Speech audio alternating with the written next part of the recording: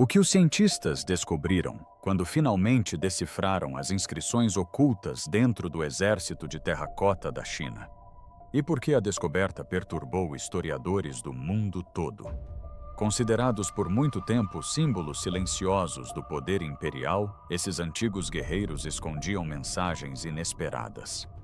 À medida que a tecnologia moderna revelou camadas seladas por mais de 2000 anos, a verdade que emergiu desafiou tudo o que pensávamos saber sobre seu propósito. Continue lendo, pois o que essas inscrições revelam é profundamente perturbador. A descoberta que mudou o exército para sempre. Muito antes de o exército de terracota se tornar um ícone global, ele existia como algo muito mais discreto. Agricultores que cavavam um poço em 1974 não encontraram um exército em formação. Eles atingiram fragmentos, rostos quebrados, membros despedaçados, pedaços que sugeriam escala, mas não intenção. O que jazia sob o solo não se anunciava como uma maravilha.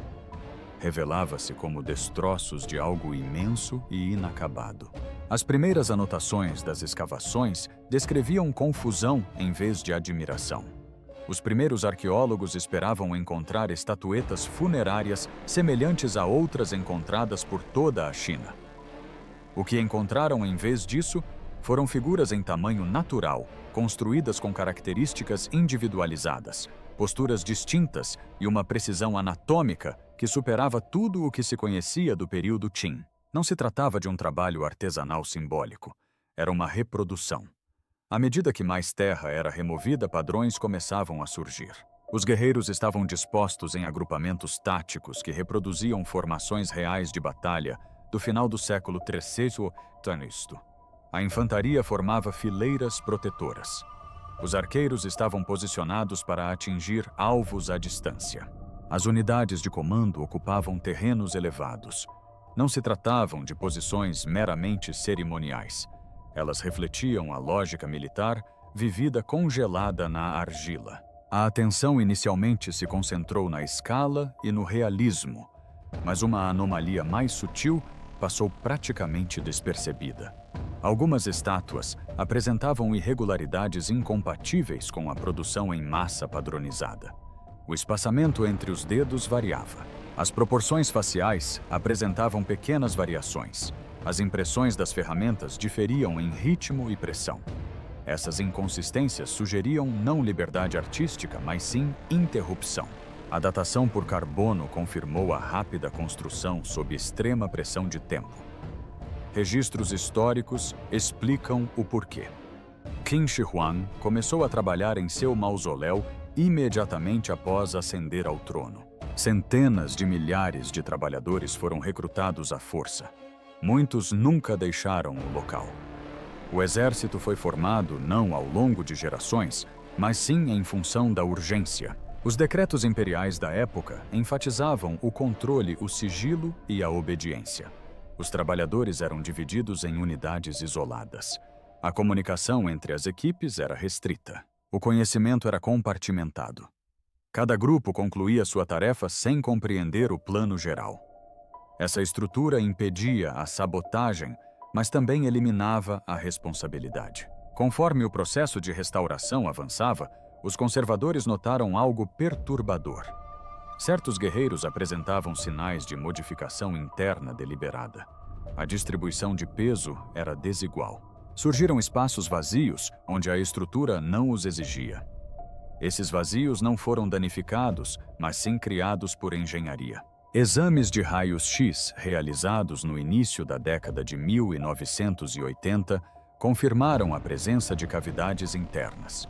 Inicialmente, essas cavidades foram descartadas como características práticas para reduzir o peso do material. No entanto, análises comparativas mostraram que muitas estátuas não precisavam ser ocas. A opção de alterá-las internamente não trouxe nenhum benefício estrutural. Ainda mais preocupante era o local onde essas cavidades apareceram. Elas não eram aleatórias. Eles se agrupavam perto do torso, atrás do rosto e na região do peito. Regiões associadas não ao equilíbrio, mas à identidade. Na época, a descoberta levantou uma questão incômoda. Por que investir em um realismo extraordinário no exterior, enquanto se modifica o interior de maneiras que nenhum espectador jamais veria? Não havia incentivo estético. Não havia explicação funcional, apenas intenção. Os órgãos financiadores recomendaram cautela. O turismo estava em ascensão. Havia um forte vínculo de orgulho nacional com o local. Interpretações que complicassem a narrativa da glória imperial eram desencorajadas. Relatórios foram elaborados, mas não aprofundados. As prioridades de pesquisa mudaram para a preservação em vez da interpretação. No entanto, a anomalia permaneceu incrustada na argila. Um exército de realismo sem igual, construído em segredo, alterado por dentro e enterrado para nunca mais ser visto. O que começou como um símbolo de poder, agora insinuava algo completamente diferente. Não uma celebração, mas uma preparação. Se essas figuras nunca foram feitas para serem admiradas, então qual era o propósito de sua construção? Continue conosco enquanto o mistério se aprofunda. Mensagens esculpidas onde os olhos jamais deveriam alcançar. A questão do propósito direcionou a atenção para o interior. Após a identificação das cavidades internas, os pesquisadores começaram a inspecionar superfícies que as equipes de restauração geralmente ignoravam. Áreas escondidas durante a exposição. Reentrâncias pressionadas contra placas de blindagem. Sulcos sob camadas de argila. Essas zonas nunca foram visíveis quando os guerreiros estavam intactos, nem mesmo na antiguidade. Durante uma limpeza meticulosa no final da década de 1980, conservadores que trabalhavam em torsos fragmentados notaram incisões superficiais dentro das juntas dos escudos e sob as costuras das túnicas. As marcas eram tênues e irregulares e frequentemente interrompidas como se tivessem sido esculpidas às pressas ou em segredo. Não eram floreios decorativos, faltava-lhe simetria. Algumas pareciam estar deliberadamente ocultas sob camadas posteriores de argila. Ao contrário das inscrições externas encontradas em armas ou tijolos, essas marcas foram colocadas após a modelagem inicial, mas antes da queima. Isso significava que os escultores trabalhavam enquanto a argila ainda estava maleável, incorporando os símbolos permanentemente no interior do corpo da estátua. Uma vez queimadas as marcas, jamais poderiam ser alteradas ou removidas sem destruição. O que mais intrigou os pesquisadores foi a localização. Diversas inscrições estavam posicionadas onde a argila se selou completamente áreas inacessíveis após a montagem. Essas não eram assinaturas para fins de registro. Nenhum supervisor jamais as veria. Nenhum inspetor as verificaria. Seu público não era humano. Quando marcas semelhantes surgiram em diferentes fossos, o padrão tornou-se mais difícil de ignorar. Elas apareceram em infantaria, arqueiros e unidades de carros de guerra, mas nunca de forma idêntica. Cada grupo era único. Nenhuma sequência se repetia. Qualquer que fosse a mensagem que transmitiam, ela não era padronizada. Especialistas em linguística foram convidados a examinar decalques de alta resolução. À primeira vista, as gravuras lembravam caracteres chineses simplificados. Em uma inspeção mais detalhada, a ordem dos traços apresentava pequenas variações. As linhas curvavam-se onde deveriam quebrar. As proporções ignoravam as regras caligráficas impostas durante a unificação da escrita. Ainda mais incomum era a orientação. Algumas inscrições eram verticais. Outras espiralavam em torno das superfícies internas. Várias estavam de cabeça para baixo em relação à posição da estátua. Esses textos não foram escritos para serem lidos com conforto.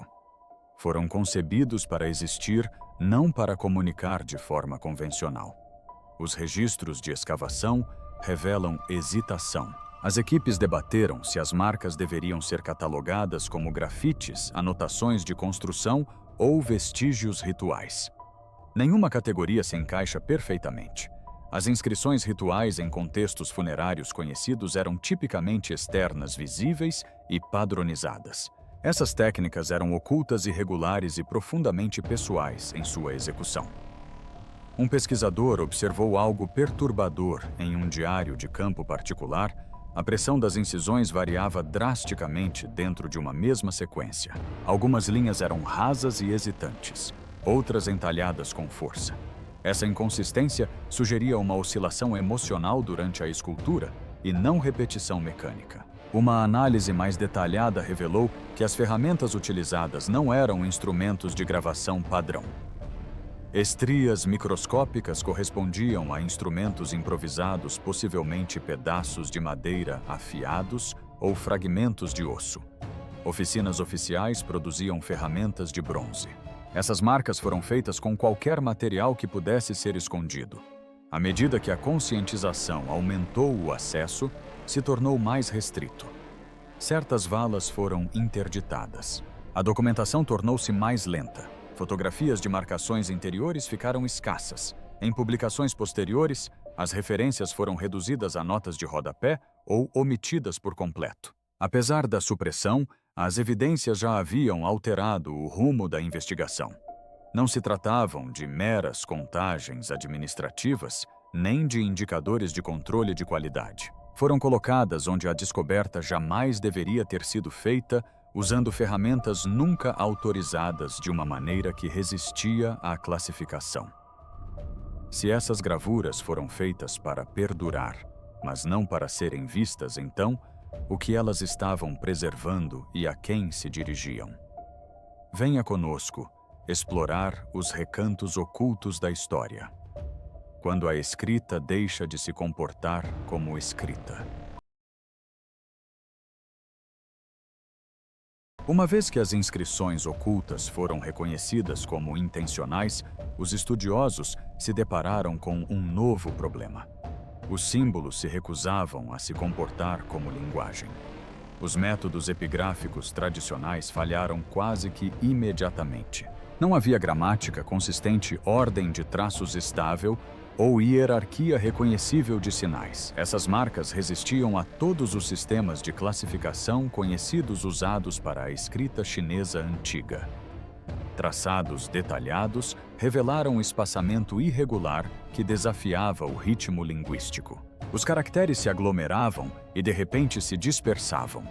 Algumas sequências se interrompiam no meio, deixando traços inacabados. Outras se sobrepunham como se tivessem sido esculpidas, sem levar em conta a legibilidade. Não era assim que os escribas eram treinados para escrever durante a era Qin. A análise estatística aprofundou a confusão. Quando a frequência dos traços foi plotada, ela não coincidiu com as escritas conhecidas da época. Os caracteres de alta frequência esperados em textos administrativos ou rituais estavam ausentes. Em vez disso, formas raras apareciam repetidamente, embora nunca na mesma ordem. O resultado foi um padrão sem repetição. Um linguista descreveu as sequências como estruturalmente instáveis. Elas não fluíam da esquerda para a direita, nem de cima para baixo de maneira consistente.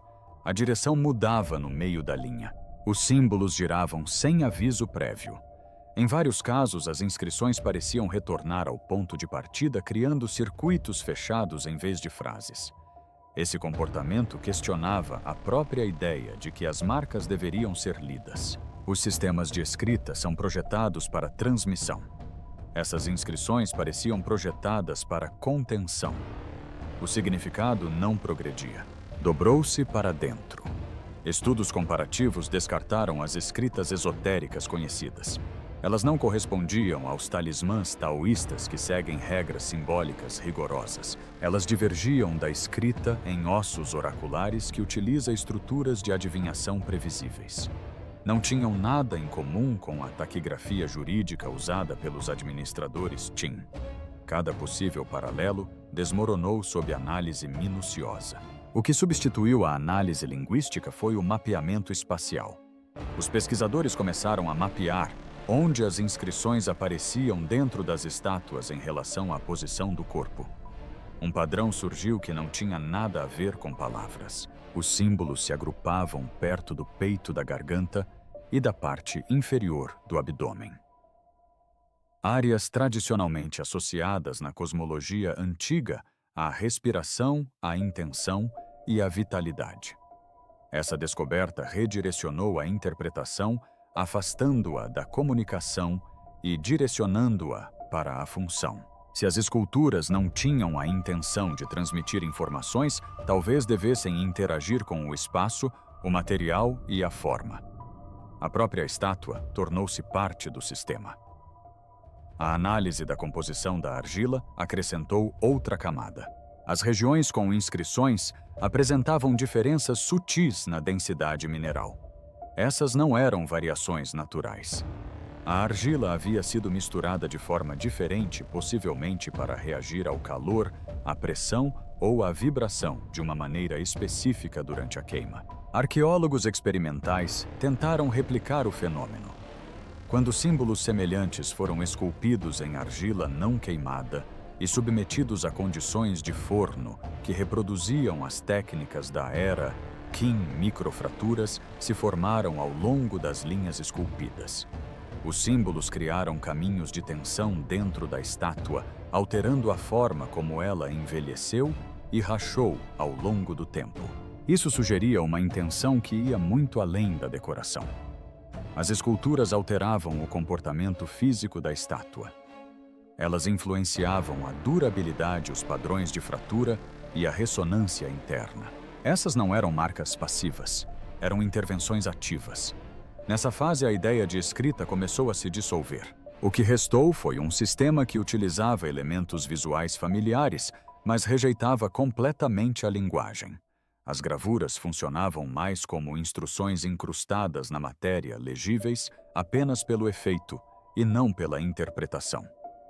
E se esses símbolos nunca tivessem sido concebidos para serem lidos como texto, a que sistema pertenciam e por que foi abandonado antes que alguém pudesse decifrá-lo? Vamos guiá-lo para o que ninguém esperava.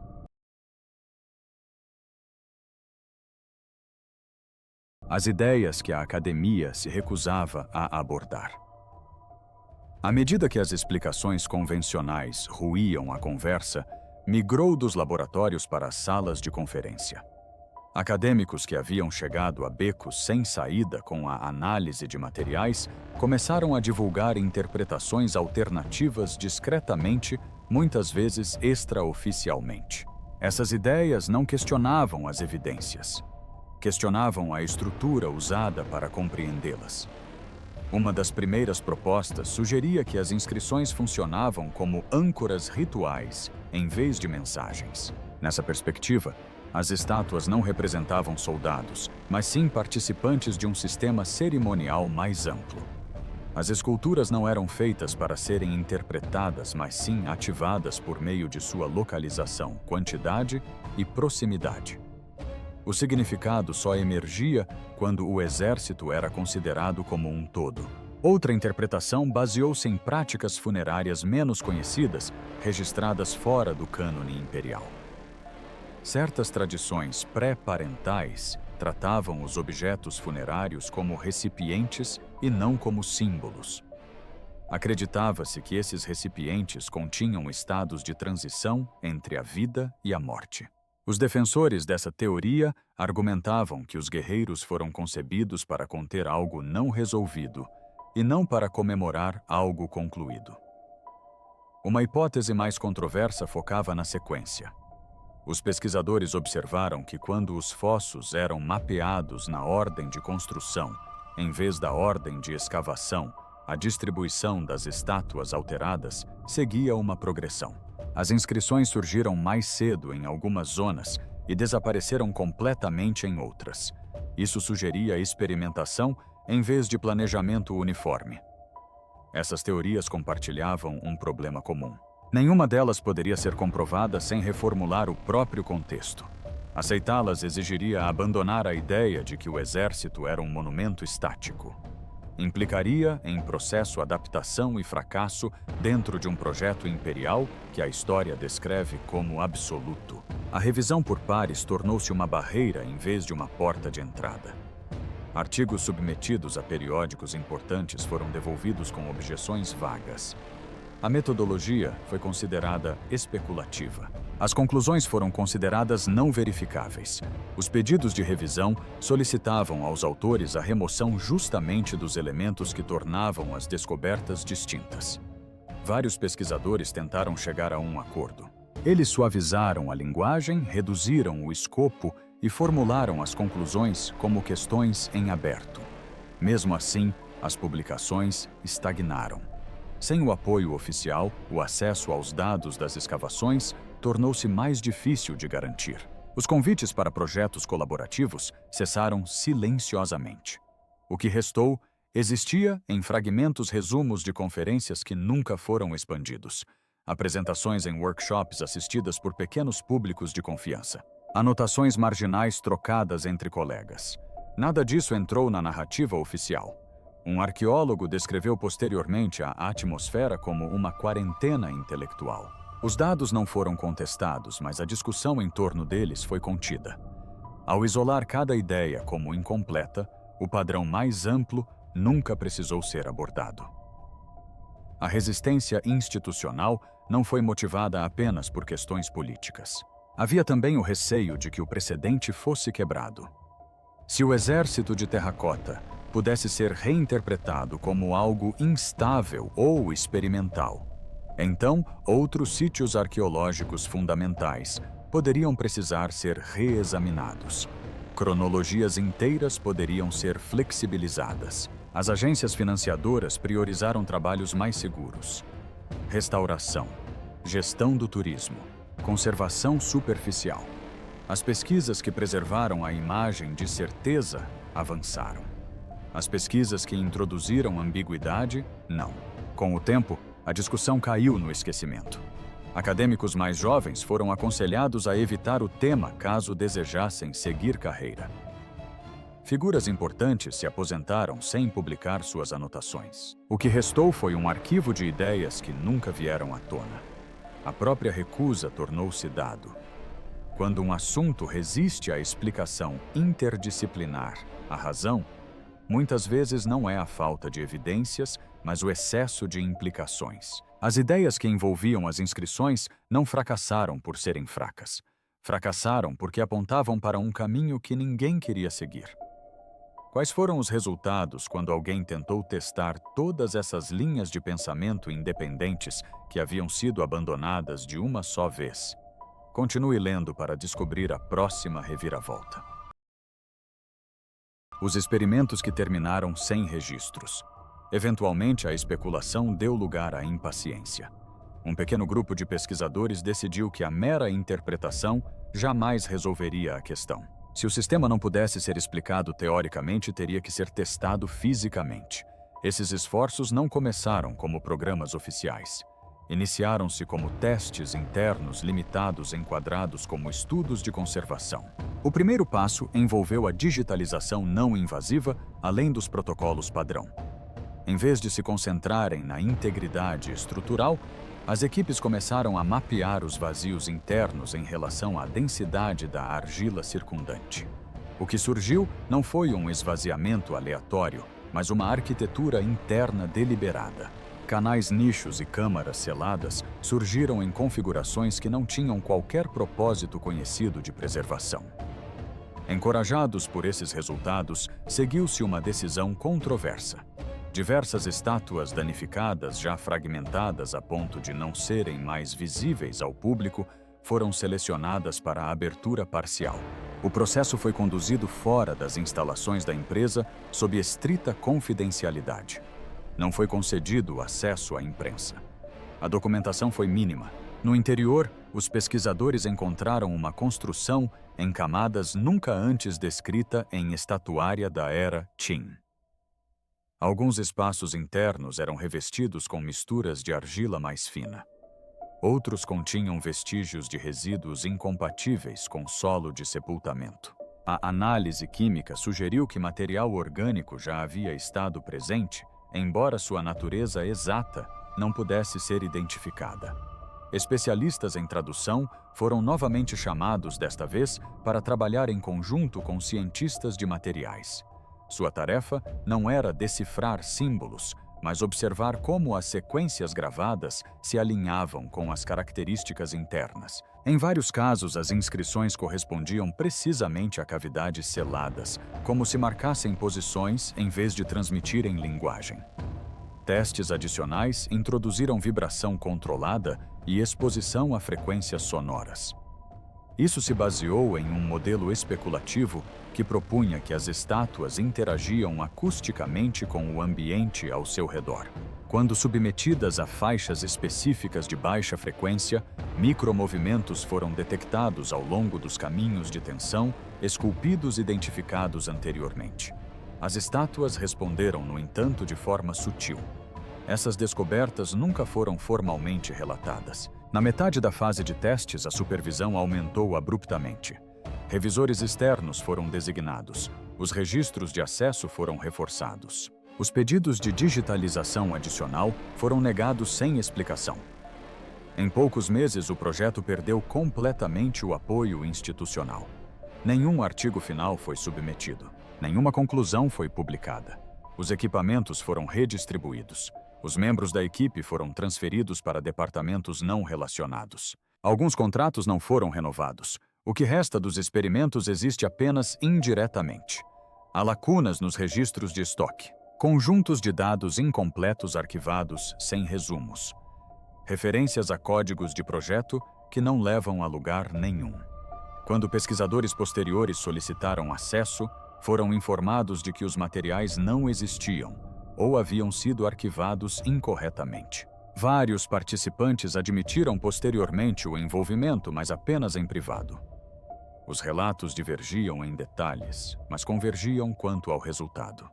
O trabalho havia cruzado uma fronteira invisível, não porque refutasse a história aceita, mas porque introduzia variáveis que não podiam ser controladas.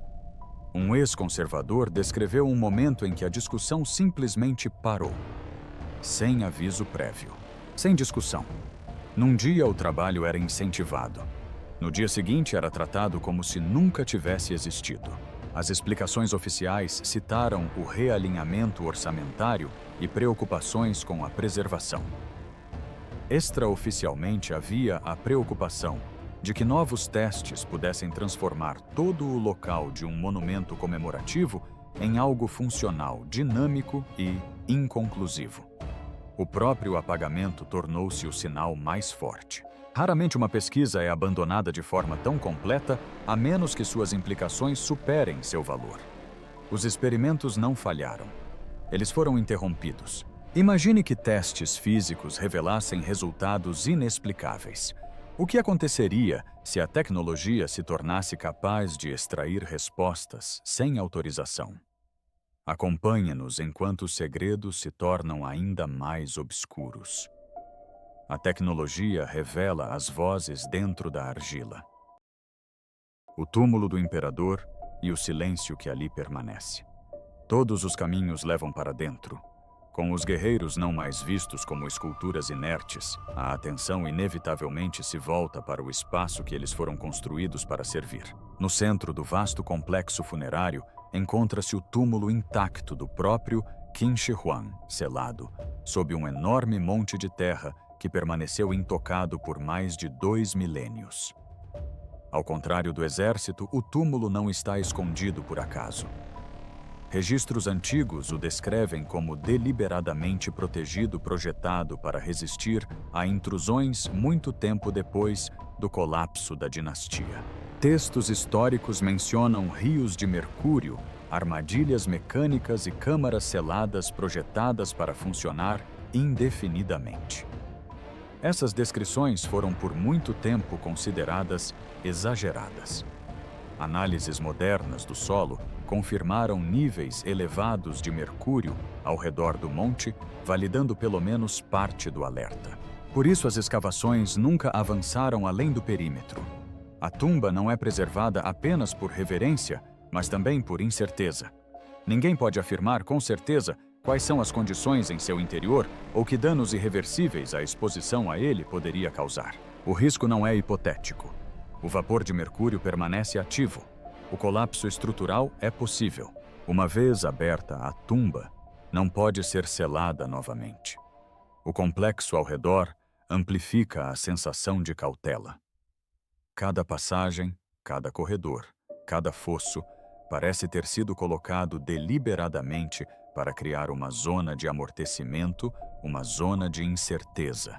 Os guardiões silenciosos e imóveis projetam uma vigilância que vai além do mero simbolismo, sugerindo uma abordagem calculada de contenção e proteção. O que distingue o túmulo do complexo circundante não é apenas o perigo, mas também o seu isolamento. Os guerreiros estão voltados para o exterior.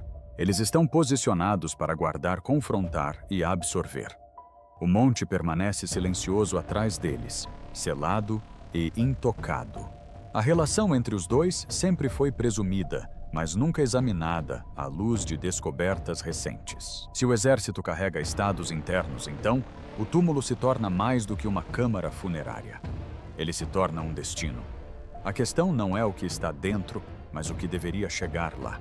Os registros de construção indicam que as obras no mausoléu continuaram por décadas mesmo com a expansão e estabilização do império.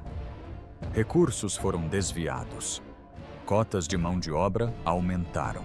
Essa persistência sugere que o projeto não era simbólico, era procedimental. Algo precisava ser concluído corretamente, não apenas de forma impressionante. Estudos de mapeamento mostram que as trincheiras militares não estão dispostas aleatoriamente ao redor do monte. Sua orientação se alinha com os pontos cardeais de uma maneira que muda sutilmente de uma trincheira para outra. Essas mudanças refletem padrões observados em modelos cosmológicos antigos relacionados a fluxo, equilíbrio e contenção. O exército não se limita a proteger o túmulo, ele o emoldura. Notavelmente, as estátuas estão posicionadas em silêncio. Nenhuma inscrição está voltada para fora. Nenhuma declaração de poder é visível. O nome do imperador não aparece nos guerreiros. Sua imagem está ausente. Para um governante obcecado com o legado, essa omissão é surpreendente. Alguns estudiosos argumentam agora que o silêncio é intencional. O imperador não queria testemunhas. Ele queria estabilidade, continuidade sem observação. A ausência de mensagens externas cria uma tensão à consciência de que algo deliberado e profundo reside no interior, mas permanece incompreensível, preservado em perfeito segredo. A antiga filosofia Qin atribuía imenso valor ao controle do caos. A doutrina legalista enfatizava a ordem imposta de cima para baixo, reforçada por meio da estrutura em vez da persuasão. Dentro dessa estrutura, o exército torna-se menos um símbolo de domínio e mais um sistema de regulação. As inscrições, os padrões internos, os gradientes emocionais, tudo aponta para a gestão em vez da memorialização. O túmulo pode então representar o ponto de contenção final, não de um tesouro, não apenas de um corpo, mas de estados acumulados durante a sua construção. Os guerreiros estão voltados para fora, porque seu papel nunca foi proteger o que estava dentro dos vivos. O papel deles era impedir que o que quer que carregassem escapasse. Essa interpretação explica a relutância em abrir a tumba. A arqueologia tipicamente busca revelações. Aqui prevaleceu a cautela não por superstição, mas porque cada avanço fez com que o Monte Selado parecesse menos um mistério e mais uma fronteira. Até mesmo a tecnologia moderna hesita. O radar de penetração no solo tem sido limitado. As varreduras profundas são restritas. Os motivos apresentados são de conservação, mas o efeito é o mesmo. O centro permanece intocado. O que permanece é a ausência. Nenhuma confirmação final. Nenhum desfecho. O exército revelou seus segredos a contragosto, camada por camada, sem jamais apontar diretamente para o cerne do complexo. O túmulo permanece como a última questão sem resposta, não por esconder as respostas, mas porque abri-lo pode forçar uma redefinição da função original de todo o sítio. O exército de terracota nunca foi concebido para ser admirado isoladamente. Fazia parte de um sistema concebido para persistir regular e permanecer invisível. Esse sistema ainda existe intacto e silencioso. sob um monte que ninguém ousou romper. E enquanto esse silêncio não for quebrado, uma verdade permanecerá sem solução. Você ficou chocado com o que os cientistas descobriram escondido dentro do exército de terracota e como essa revelação transformou nossa compreensão do túmulo do imperador e das pessoas que o construíram. Conte-nos qual parte da descoberta mais o perturbou. Anos após os experimentos abandonados, o progresso chegou de uma direção inesperada. Os avanços em imagens não destrutivas desenvolvidos para diagnósticos aeroespaciais e médicos começaram a ser aplicados na arqueologia. Essas ferramentas não exigiam permissão das autoridades de escavação. Eles precisavam apenas de acesso aos dados e, em alguns casos, a arquivos de digitalização disponíveis publicamente. Uma nova geração de pesquisadores revisitou arquivos de imagem brutos que haviam sido arquivados, mas nunca totalmente processados. Em vez de procurar por estrutura ou danos, eles buscavam por sinais. Utilizando modelos de aprendizado de máquina treinados para detectar variações anômalas de densidade, eles identificaram características internas que os revisores humanos haviam ignorado anteriormente. O que emergiu não foi arquitetura, mas sim uma sequência. No interior das estátuas, aglomerados de microvariações formavam padrões repetíveis em diferentes figuras. Esses padrões não eram uniformes, mas seguiam progressões reconhecíveis. O sistema comportava-se menos como construção e mais como codificação. As ferramentas de processamento de linguagem natural foram adaptadas de uma forma não convencional. Em vez de tentar traduzir, os algoritmos analisaram o ritmo, o espaçamento e a recorrência. Os resultados foram inesperados. Os padrões se alinharam mais estreitamente com a expressão emocional do que com dados administrativos ou fórmulas rituais. Certos agrupamentos mostraram estruturas associadas à hesitação. Outros se alinharam à urgência. Algumas formas repetidas apresentaram correlação estatística com indicadores de estresse encontrados em amostras de escrita humana de diferentes culturas. As inscrições não se decompunham em palavras, mas sim em estados. Os pesquisadores cruzaram essas descobertas com as características individuais das estátuas. Guerreiros com musculatura facial tensa ou posturas assimétricas tinham maior probabilidade de apresentar agrupamentos internos de alta variação. Aqueles com expressões mais calmas exibiam padrões internos mais simples. Os elementos externos e internos pareciam interligados. Essa conexão reformulou completamente o exército. A individualidade deixou de ser um mero floreio artístico. Tratava-se de diferenciação funcional. Análises posteriores compararam as sequências internas com registros de trabalho forçado durante a dinastia Qin. Embora não tenha sido possível uma identificação direta, a gama emocional detectada nas estátuas estava alinhada com relatos históricos de recrutamento, punição e exaustão. A argila preservou algo além da forma. Uma das descobertas mais perturbadoras veio dos testes de alinhamento. Quando os padrões internos foram mapeados em várias estátuas e colocados em contexto espacial, formaram gradientes. A intensidade emocional aumentou em certas zonas de tensão e diminuiu em outras. O exército apresentava uma geografia emocional. Essa descoberta desafiou uma premissa fundamental. Os guerreiros não eram passivos. Não eram vazios. Carregavam estados internos que interagiam com o posicionamento e a proximidade. Qualquer sistema que tivesse sido iniciado séculos antes fora interrompido, não apagado. Crucialmente, nada disso dependia da abertura de uma estátua. As evidências estavam presentes no sinal, na densidade e no padrão. O tipo de coisa que as instituições têm dificuldade em suprimir. Porque não prejudica os artefatos, apenas remodela a forma como são vistos. A interpretação que se seguiu foi cuidadosa. Nenhuma alegação de consciência foi feita. Nenhuma explicação sobrenatural foi necessária. A conclusão foi mais simples e mais perturbadora. O exército preservou testemunhos emocionais não metaforicamente, mas fisicamente. Não se tratavam de nomes de artesãos, nem de marcas de inventário, nem de orações. Eram registros internos da experiência humana, incorporados durante a criação e selados pelo fogo. O processo capturou o medo, a urgência, a resistência e a resignação em forma material. Pela primeira vez, as inscrições foram compreendidas não como instruções ou símbolos, mas como expressões. A argila não falava em linguagem. Falava seguindo um padrão. Essa revelação transformou completamente a questão. Se o exército continha estados emocionais preservados, então não foi construído apenas para proteger um imperador. Foi construído para levar algo adiante. E isso levanta uma questão final e inevitável.